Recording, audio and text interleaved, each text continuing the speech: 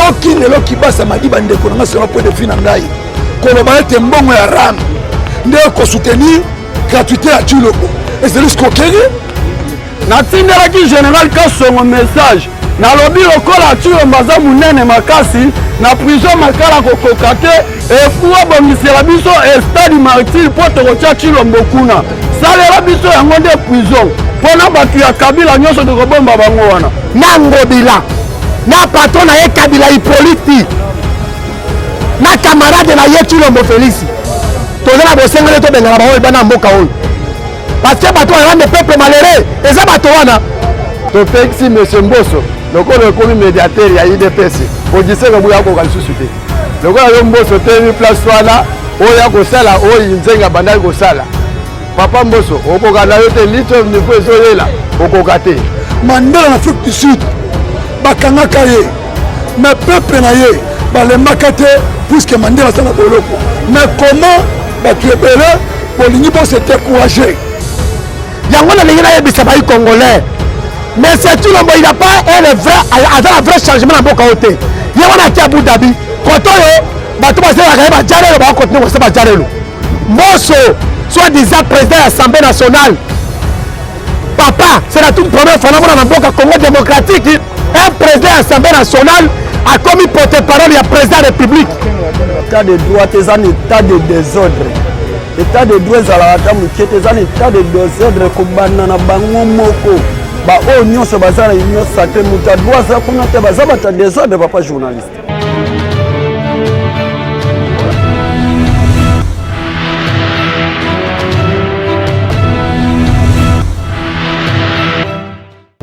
koyebisa bango ke soki Jatimi Ngobila le gars criminel oyo awutaki na territoire ya Yumbi kuna na province ya Mai Ndombe abomisa bayi congolais kuna ti bayi kotinda ye na Kisasa patron na ye Kabila Hippolyte ayi kobenga ye ke zoke na Kisasa po aye suko mesu bakinois soki bainterpele na gouvernement ba Warion o gouvernement ba miyibi lisanga bato ba miyibi basangana bakosa bato o gouvernement ba Warion soki bainterpele na IGF soki nango wana babengaka soki nini etali biso te notre problème eza nde na Ngobila na patron na ye Kabila Hippolyte na camarade na ye Tuloko Felix tozala bosengele to bengala bango bana mboka oyo parce que bato wana peuple malheureux eza bato wana na Ngobila na monsieur Tuloko Felix camarade ya Ngobila na patron na bango numéro 1 Kabila Hippolyte donc tozala tete kotikela bato taka mokete na kata mboka sur le peuple malheureux c'est bato wana moto baza moteur ya souffrance ya peuple congolais so ba interpeller kuna ata ba interpeller ete biso peuple bénéfice na biso zanini eloko moko te eloko moko te peuple bénéficier l'interpellation mais Ngobila o ba bengi les gars criminels yango ndeko nanga ba peuple ko na yebisa o boye le changement ya mboka na biso moko peuple to se prendre en charge biso moko peuple to se prendre en charge congolais ozala kata mboka comme libanda ya mboka bon s'attendre te na monsieur Tuloko Felix na ina kota kana masolo mbala moko po Tuloko botala depuis akendaki États-Unis papa on a habité soki mboka Congo ezalaka ngai to pe biso peuple congolais ezali suma pour na biso peuple to votaka mokonzi ya mboka batelaka biso bato peuple voter te na bande ezali suma te ezane kozanga mo likengi kozanga prudence mais tolobi mbala oyo ne mbala oyo tovotaka ici batelaka biso y mpona nini mpona baokipa mboka na biso mais tolobi mbala oyo ne mbala oyo tokopermettre su te ke buzoba eleka na 2018 erepete lisusu tokopermettre ota soki moke te tulombaki États-Unis baninga tu bakendeki na elongo esi bazozongi na mboka na bango mais tata oyo nayebi te soki awa Congo ezalaka ye bololo avion nde amonaka yango esika bien bopemi na ye papa banda wutaki États-Unis ye wana aki Abu Dhabi eloko toluka na Abu Dhabi toyebi te bato UDPS bakosaka bato awa ote akoluka bainvestisseur bainvestisseur Felix akoluka wana nayebi te bazaka bainvestisseur akoya kosinvestir na kati ya mboka ubekele kosinvestir na kati ya UDPS po ata petit lelo na kati ya UDPS naomona kaka bato baoforme baparlement debout me baentreprise eza forme te nalingi nayeba vraiment juste par là yango nalingi nayebisa bayi congolais mais c'est tout le monde il n'a pas un vrai changement dans mboka ote ye wana ki Abu Dhabi koto yo bato bazelaka ba jalelo ba continuer ko seba jalelo moso soit disant président de l'Assemblée nationale papa c'est la toute première fois dans mboka Congo démocratique un président de l'Assemblée nationale a commis porte-parole ya président de la République akobetaka jalelo na ye akena kingasani kuna na d'ici Kachango a convoqué meeting mais tata oyo azokende kobeta fatibe bandeko na nga botala te oyo eza kindoki te yango peuple congolais de nous-mêmes nde tokolibere mboka oyo il y a personne qui peut venir nous libérer nous akosa bato awa ngubu nga benaka ye ngubu akosa bato awa ote la libération du peuple congolais la libération du peuple zaïrois quelle libération si aujourd'hui le pays est occupé et ça pour le monsieur Laurent Désiré Kabila yemo tayana ba okipa oyo ayana ba Uganda ba Rwanda akoti ona kata mboka Congo otile ba linga songo mboka na bango te baza okipa soba lelo ba accès ko na bato ko ba ruberwa alo ba na kata mboka na biso bato ko ba Vital Kamerhe e Burundais alo ba na kata mboka na biso c'est grâce à vous yango to dengi to benga na ba okipa mboka na za Congo te okipa Occupa tout, on a représenté la bango. Na celui qui est au service va occuper, mais c'est tout le mot. Bon, bah que non pas terminer ça à terre. Biso peuple tout se prendre en charge. Tu l'as dit NON. Tu reprends des soutiens que vous avez continué à faire mboko. Votre décret, Marche est convoqué par le véritable président élu de l'élection 2018. Otobeli Martin Fayulu Madidi. Marche yango bandeko na ngai, to kamo ke na Kisasa et yaki reporter. Mais bato baliyimi ebele mais biso to préparer meeting au président kani meeting le 9 meeting ya kafu na terrasse Thérèse to ke loko nini mbela nini mokonzi ya mboka le véritable président élu akopesa biso avant que les 16 to tambola balabala bomoni lobi question ofinga balu beza souté question ofinga balu beza lisusu te moluba c'est congolais bomoni lobi na mushimai na kananga na ville Kisangani ezaki libe bali bonga pour tout le monde il makale tikalaki pour la nini congolais ti conscience les mener en place moto baza derrière mais c'est tout le monde ezaka ba occuper ba derrière peuple congolais sur derrière tout le monde te au moins peuple mushima ite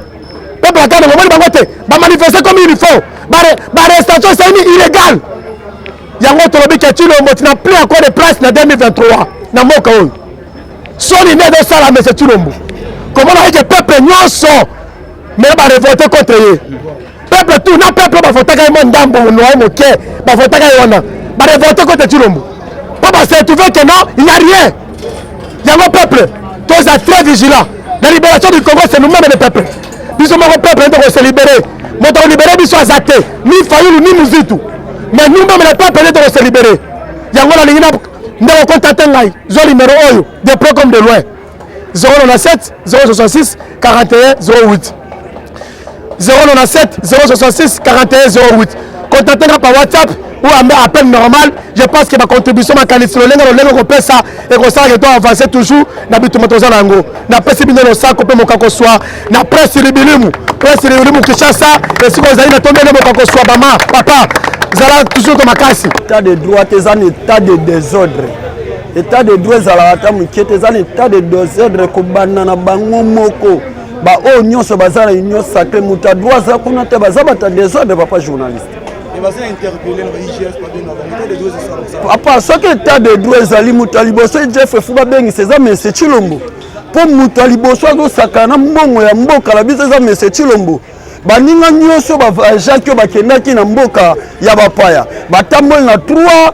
personnes mais Chilombo kende na combien de personnes wazo sakana mbongo mboka la biso et muto bakoki ko bengisa numéro 1 akende ko se présenter na justice à mboka eza monsieur Chilombo papa journaliste biso to bisaka yo papa na biso Martin Fayulu aza muto amona likolo oyo atalaka musika yango biso pe bana tokoma komona musika le 9 tozoyebisa ba congolais nyonso oyo bazalaki ya kolemba le 9 toya toyoka mokonzi ya mboka akoloba na bino tino ya boyaki marche esalama pe le 16 tokobima na nzela tokoloba biso peuple congolais tolobaki tokotikela Tshilombo ata jour moko na mboka Congo te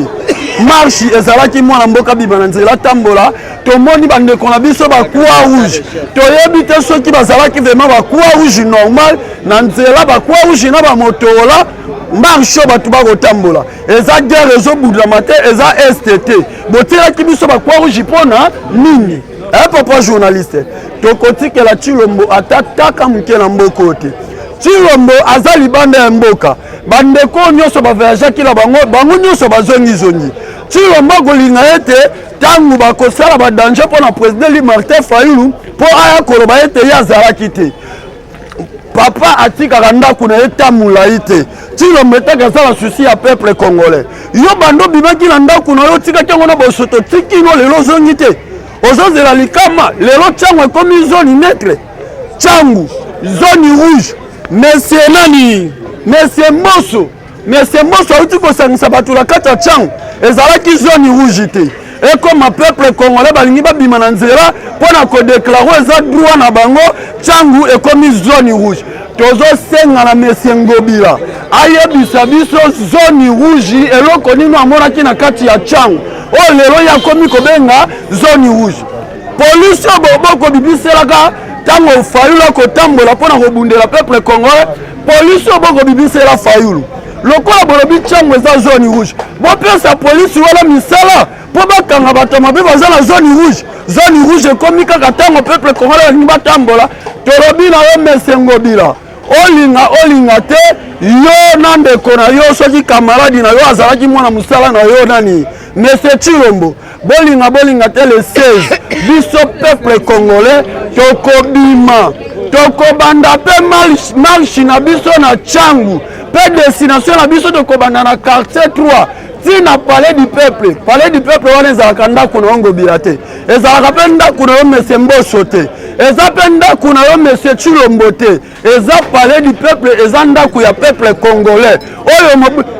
Monsieur Ngobila nalingaki ntango obukaki zandu esika bamama balukaka mbongo nalingaki obuka pe palais du peuple nalingaki okende kobuka pe pont Marchal nalingaki obuka pe stade na Sozacom yo yeka kobuki zandu lelo mbongo kotonga zandu eza te bokomi koluka ba raison ozize lokola sololaki na sani borefule bango Ngobila tozoloba na yo Ngobila Tshilombo na bato nyonso boza na union sacré tango président Martin Fayulu azozwa ngwendo bino boyibaki bino place na bino nyonso ezalaka la prison natindelaki général Kasongo message nalobi lokola Tshilombo aza munene makasi na prison makala kokoka te efuwa bongisela biso stade martyr po tokotia Tshilombo kuna salela biso yango nde prison mpona bato ya kabila nyonso tokobomba bango wana alingi nalakisa bakongomani esika nyonso to bazali oyo badutaka mpona président Martin Fayulu. Président Martin Fayulu lobi peuple congolais mobimba a répondre na appel na ye a présenter biso que 62% ya réclamaka eza ya solo po 62 na ye pour ça wana lobi marche ya le 29 oyo ezalaki interdit awa na ville province ya Kinshasa bana ya Kasai ba répondre na 62% balakisi que non bango nde bavota Martin Fayulu. Province oyo ezalaki le plus ciblé na kati ya Congo ezalaki province ya Kasai ngana place wana mpo na ngai lelo nde na sokoli nanga maboko na kofinga lisusu ata moluba mosusu mokolo moko te ngai na sokoli maboko place wana mpo bana ya Kasai lobi baprésente keno ya solo Congo mobima nde bavota nde Martin Fayulu bango nde bato babima bato liboso na nzela bamarche mpona Martin Fayulu nde abengaki bango le 9 meeting nde eza mainteni le 9 biso nyonso tozala na balabala alors oyo bakongole bazobeta assemblée so bamoni kaka Fayulu alobi abango nyonso batelemi a Fayulu mais lobi na assemblée nationale bato badepute bawololi nde ministre Nzokande na biso bato tangisaka bana classe te tofutelaka nde bana classe nde mbongo de ram nde akoma kokata biso baunité mpo ministre bango nde bafinisaka gratuité ya enseignement moi sur ndele biloko ba Congolais ba wetango et puis c'est pas la bango lobby de l'autre côté sembla mais ce pas que Fayulu la lobby ah Fayulu a déranger Fayulu a déranger lobby de ba mola ide dérangement ya malam ministre ba wolé l'Assemblée nationale et beti mbundate a lobby gratuité ya cinéma ils ont financé na RAM donc biso ba Congolais ba kata biso unité pour te foutre la cabane la classe nini ngai ndote ngai na foutre la cabane la classe bongo te mais ba kata la unité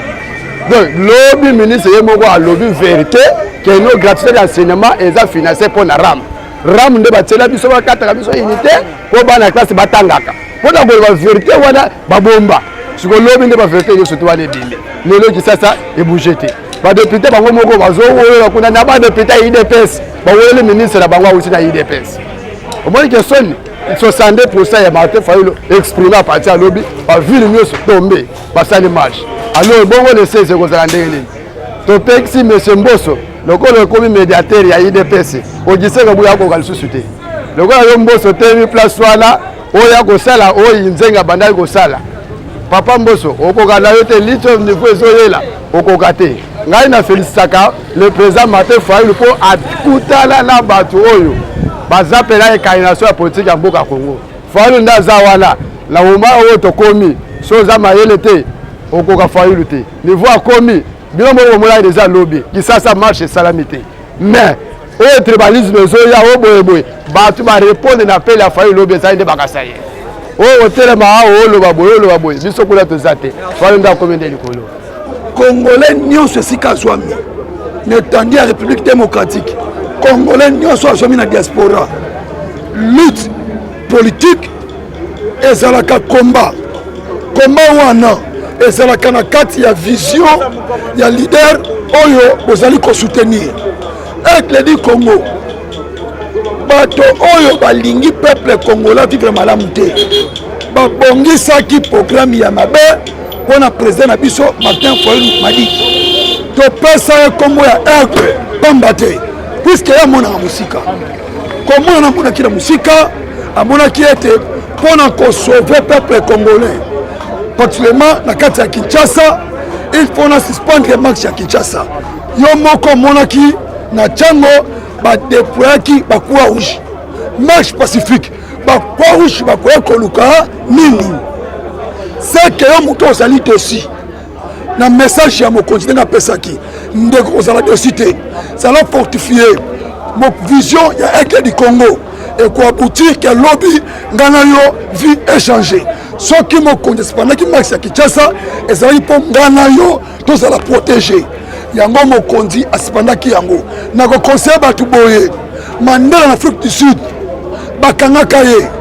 mais peuple na ye balemaka te puisque Mandela aza na boloko mais comment bato ebele bolingi bose découragé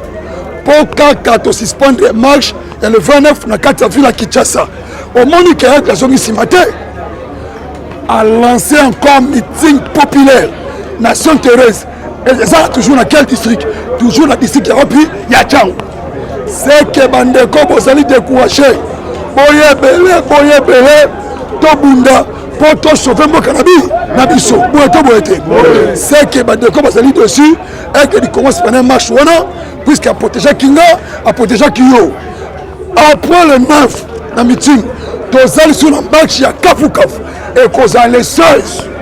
toujours ya mwa tokoti c'est que tokolemba te tokozonga nsima te oyo tozalaki dessus ndeko telema kolala te yaka bitumo tokobunda tokosauve mboka na biso mpo okama mboka Congo bazali baescro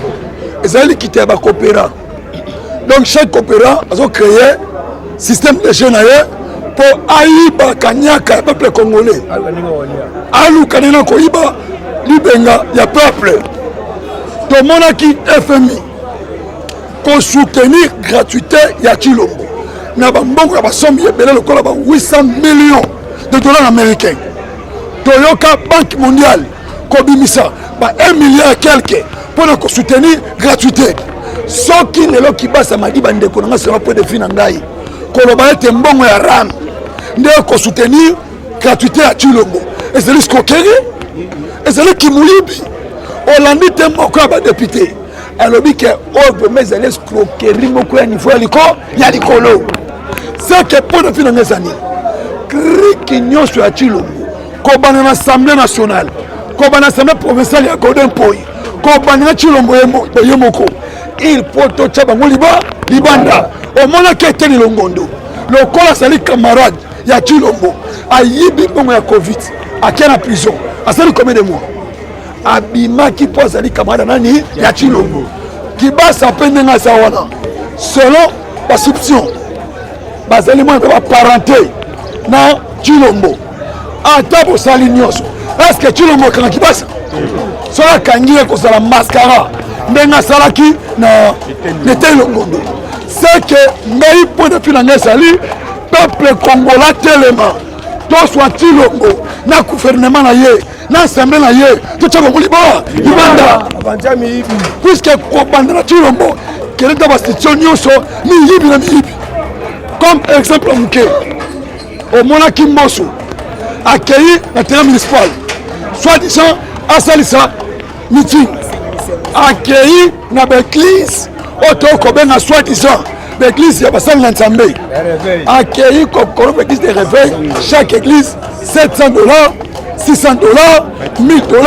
c'est l'église pour pasteur en sobandimia sanini à la bonne meeting est-ce que bon par là pour papa na ngai quelle institution se soutenir exactement donc on peut kolobelo comme côté pour na bango et là c'est ko pour na bango ezake to lingi départ na bango nyonso na senga kaka kozaya lembate pour fongama pour filtrer ba côté belé na mboka ba déclarer Martin Fayulu linga sa marche na ye mais marche na ye et salamité ba te belé bazaya olemba na mikilinyo c'est poto tina ville qui ça na ba province na senga na bino bolembate be ba marche président à moi qui musika va déclarer on a présent balobité présent au sala la meeting té yo comme ba marche au bacho misapi président le baki le kola botinga misapi ba déclarer qui au balé bango ba crédit au société au masango transport président sala ba nelise on habité peuple congolais na posa meeting et salama na ville ya Kisasa meeting et salama na Sainte-Thérèse moi na mboka nya soyeba meeting eza na Sainte-Thérèse meeting na Sainte-Thérèse yo so comme na Sainte-Thérèse na das na yo keni na meeting jour à marche ok na marche mais meeting wana elingi kolakisa peuple congolais o alingi Martin Fayulu te alobi biloba aloba sila le peuple congolais oyo a découvert Martin Fayulu aza président ya mboka o biso te fotaki nde andimi te meeting wana ezali photo za na meeting to la sadoze belé meeting malobe belé kolobama après meeting et kozala marche yango longa la ngina loba kuna peuple congolais kolembate so natali mboka na biso Congo na ndengo lobeli pona social pona nga na mboka Congo social ezati pona kozala mukuse na mboka Congo social ezati zéro eza vraiment pour des fois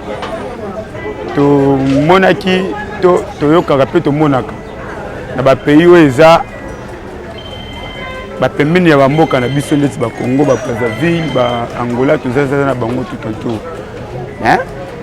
soko tali bande kwana ba vivara comme il faut mais elinko ba teke non ba leki mboka Congo na Fox to ba leki Congo na biso na we tali ndeti ba richesse ya mboka ba leki biso ata mukete mais ba vivara comme il faut pe ba do vivre ndeti ba européen ba vivaka mais biso na Congo vraiment social les aides pour to vivaka na passe po ba oyo bazali kolona na biso oyo bakambaka biso c'est comme si bazalaka na posa ya peuple congolais te bazalaka na bazala pe na posa ba soutenir peuple congolais te ba pona bango balukaka ne ba bien privé na bango ba social pona bango pe pona ba famille na bango et non pona peuple congolais moko ezali Congo na biso